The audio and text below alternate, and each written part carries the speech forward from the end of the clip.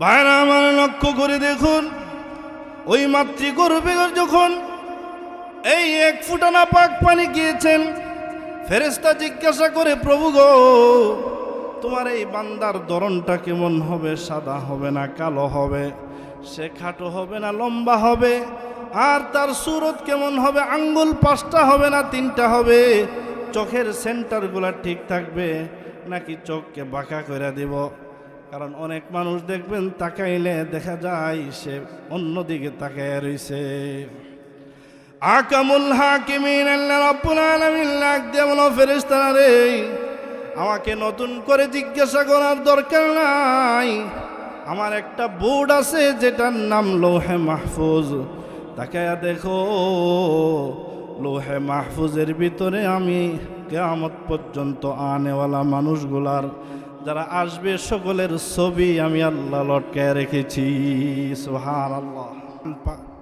লালন পালন করেন যার সব কিছুর জিম্মাদারি, সে যদি আপনার বিরুদ্ধে চলে, আপনার অবাধ্য হয়ে চলে, আপনিও এরকমভাবে তাদেরকে বলবেন, তুই কিভাবে আমার সাথে বেঈমানিটা করলি? যে আল্লাহর জমিনে আমরা আল্লাহ তাআলার নিয়ামত উপভোগ করতেছি।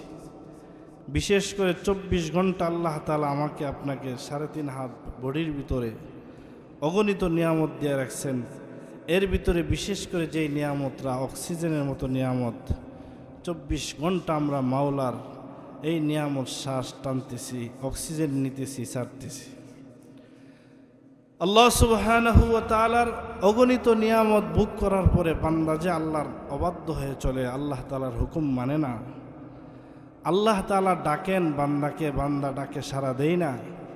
এই জন্য আল্লাহ তাআলা এই আয়াতের ভিতরে এই কথা বলতেছেন, কাইফা তাকফুরুনা বিল্লাহি ওয়া কুনতুম আমওয়াতান ফাআহইয়াকুম সুম্মা ইউমীতুকুম সুম্মা ইউহয়ীকুম সুম্মা ইলাইহি তুরজাউন।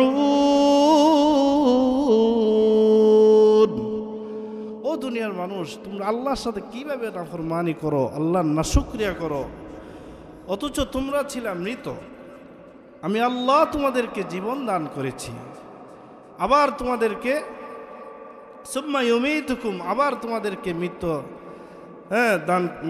তোমাদেরকে মৌতের স্বাদ ভোগ করতে হবে, আমি নিয়ে আসব। আবার সুম্মা ইউহয়ীকুম, আবার তোমাদেরকে পুনরুত্থান ঘটাইব, পুনরুজ্জীবিত করব। সুম্মা ইলাইহি তুরজাউন, আবার তোমরা আমি আল্লাহর দিকে ফিরে আসতে হবে। ভাইরা আমার, এই জন্য যে এক সময় আল্লাহ যে এখানে বললেন যে তোমরা ছিলা মৃত, যে একসময় আমাদের অস্তিত্ব ছিল না, আমি আপনি দুনিয়াতে ছিলাম না, আল্লাহ সুবহানাহু ওয়া তাআলা অস্তিত্ব হারাতে অস্তিত্ব দিয়েছেন। সূরা দাহরের ভিতরে আল্লাহ তাআলা বলেন, হাল আতা আলাল ইনসানি হিনুম মিনাদ দাহরি লাম ইয়াকুন শাইআম মাযকুরা।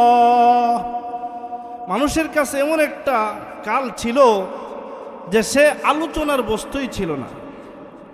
যেমন আমি আপনি আলোচনার বস্তু ছিলাম না। আজকে আখাউড়া উপজেলার এই যে কলেজ মাঠে, সরকারি কলেজ মাঠ এটা হবে, এটাও একসময় আলোচনার বস্তু ছিল না। আমি আপনার টাকা হয়েছে, সম্পদওয়ালা হয়েছি, কোটিপতি হয়েছি, অবস্থান হয়েছে, এটাও একসময় আলোচনার বস্তু ছিল না। তাহলে আমরা রূহ জগৎ থেকে আমরা পাড়ি দিয়ে দুনিয়াতে আমরা এসেছি। আল্লাহ রাব্বুল আলামিন বলেন, মাওলা তুমি কি ছিলা? কুনতামা আম্মাহিনা, তুমি ছিলা 1 ফুটা দুর্গন্ধময় নাপাক পানি। সলবি আবি, তোমার বাবার পৃষ্ঠদেশে। কাওয়াইবি উম্মিক, তোমার মার বক্ষ দেশে। আল্লাহ রাব্বুল আলামিন বলেন, সুম্মা জামাতুকা ফি বাতনি উম্মিক ওয়া রাব্বাইতুকা। ও বান্দা, আমি আল্লাহ রাব্বুল আলামিন তোকে তোর মার রেহেমের ভিতরে আমি আল্লাহ লালন পালন করেছি। তুমি ছিলা ওই মার রেহেমের ভিতরে একটা বস্তা বা ব্যাগের মতো একটা জিনিস আছে, ওইখানে যখন সন্তান উপকরণের জিনিসটা তৈয়ার ওইখানে যখন যায়, ওইখান থেকে মহান আল্লাহ রাব্বুল আলামিন ফেরেশতাদের মাধ্যমে প্রসেসিং করে লালন পালন করে মাতৃগর্ভে আমার আল্লাহ 10 মাস 10 দিন সময় নিয়ে লালন পালন করেছেন। ওইখানে সন্তান উপকরণের জিনিসটা যখন যায় নুতফা, যেটাকে আরবিতে বলা হয় নুতফা, কোরআনের ভাষায় মানুষ সৃষ্টির উপকরণ যেটা, এটাকে বলা হয় নুতফা, যেটার বাংলা উচ্চারণ মুখ দিয়ে করতে লজ্জা লাগে। আমি আপনি এমন জিনিসের তৈরি, এটা মুখ দিয়ে জবান দিয়ে বলতো আমাদের লজ্জা লাগে।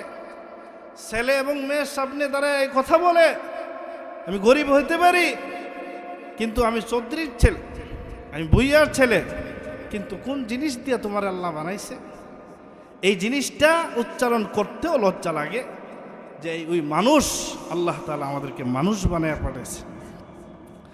ভাইরা আমার লক্ষ্য করে দেখুন, ওই মাতৃগর্ভে যখন এই 1 ফোঁটা নাপাক পানি গিয়েছেন, ফেরেশতা জিজ্ঞাসা করে, প্রভু গো, তোমার এই বান্দার ধরনটা কেমন হবে? সাদা হবে না কালো হবে? সে খাটো হবে না লম্বা হবে? আর তার সুরত কেমন হবে? আঙ্গুল 5টা হবে না 3টা হবে? চোখের সেন্টারগুলা ঠিক থাকবে নাকি চোখকে বাঁকা করে দিব? কারণ অনেক মানুষ দেখবেন তাকাইলে দেখা যায় সে অন্যদিকে তাকায় রইছে। আকামুল হাকিমিন আল্লাহ রাব্বুল আলামিন লাগ দিয়ে বলো, ফেরেশতারা রে, আমাকে নতুন করে জিজ্ঞাসা করার দরকার নাই। আমার একটা বোর্ড আছে যেটার নাম লৌহে মাহফুজ। তাকায়া দেখো, লৌহে মাহফুজের ভিতরে আমি কিয়ামত পর্যন্ত আনেওয়ালা মানুষগুলার যারা আসবে সকলের ছবি আমি আল্লাহ লটকায় রেখেছি। সুবহানাল্লাহ। আল্লাহ বলেন, وَكُلَّ شَيْءٍ أَحْصَيْنَاهُ فِي إِمَامٍ مُبِينٍ। আমি আল্লাহ রাব্বুল আলামিন প্রত্যেকটা জিনিসকে আমি লৌহে মাহফুজের ভিতরে সিদ্ধান্ত নিয়ে রেখে দিয়েছি।